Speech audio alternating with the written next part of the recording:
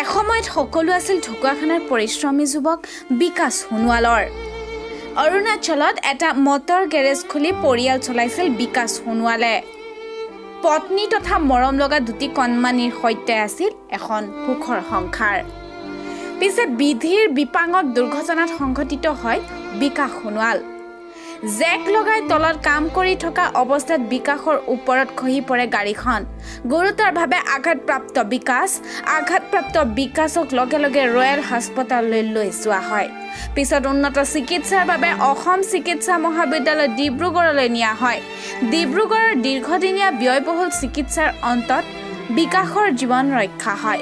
পিছে এক প্ৰকাৰৰ অকামিলা হৈ পৰে একেবাৰে তলৰ অংশ, যাৰ ফলত এতিয়া বিচনাতে দিন কটাবলগীয়া হৈছে বিকাশৰ। ৰাজ্যৰ বাহিৰলৈ নি চিকিৎসা কৰালে সুফল পোৱা যাব বুলি মন্তব্য কৰিছে চিকিৎসকসকলে। পিছে ইতিমধ্যে সাঁচতীয়া সকলো ধন শেষ হৈ গৈছে পৰিয়ালটোৰ।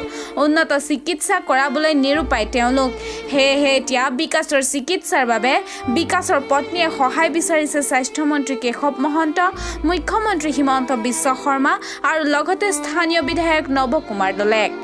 কোনো হৃদয়বান লোকে পৰিয়ালটোলৈ যদি সহায় আগবঢ়াব বিচাৰিছে তেন্তে account number 395490951139, IFSC code SBIN 0010760 নতুবা 6003928416 এই ফোন নম্বৰত যোগাযোগ কৰি সহায়ৰ হাত আগবঢ়াব পাৰিব। নমস্কাৰ, মোৰ নাম শ্ৰী বিকাশ সোণোৱাল। মোৰ এক্সিডেণ্ট হোৱা আজি 4 বছৰ দিনেই হ'ল। মই ডিব্ৰুগড়ত চিকিৎসা কৰিছিলোঁ। আজি 4 বছৰ আগত চিকিৎসা কৰিছিলোঁ এক্সিডেণ্ট হওঁতেনে প্ৰথম। তাতে অলপ চিকিৎসা কৰি মেলি ভাল হোৱা নাই।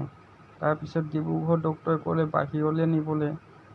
বাহিৰলৈ মই এতিয়ালৈকে আমি যাবলৈ পৰা নাই, টকা পইচাৰ অভাৱত। মানে টকা পইচাৰ অভাৱ হৈ আছে, সেইটো কাৰণে এতিয়ালৈ বাহিৰলৈ যাবলৈ পৰা নাই। সেইটো কাৰণে আপোনালোকক সহায় বিচাৰি মই সহায় বিচাৰিছোঁ। এই আপোনালোকে যাতে সহায় কৰি দিয়ে যেন। আগত চিকিৎসা কৰিলোঁ, মাটি বাৰী যিমান আছিলে বিক্ৰী কৰি মেলি এইটো চিকিৎসা কৰিলোঁ যিমানটো আছিলে। এতিয়াতো ধ্বংস হৈ গ'ল। আমাৰ হাতত এটকাও নাই চিকিৎসা বাহিৰত যাবলৈ। সেইটো কাৰণে আপোনালোকক সহায় বিচাৰিছোঁ। সেইটো কাৰণে আপোনালোকে যাতে ৰাইজে চবেই সহায় কৰি দিয়ে যেন, মই ভাল হৈ আকৌ আহোঁ যেন। News desk report.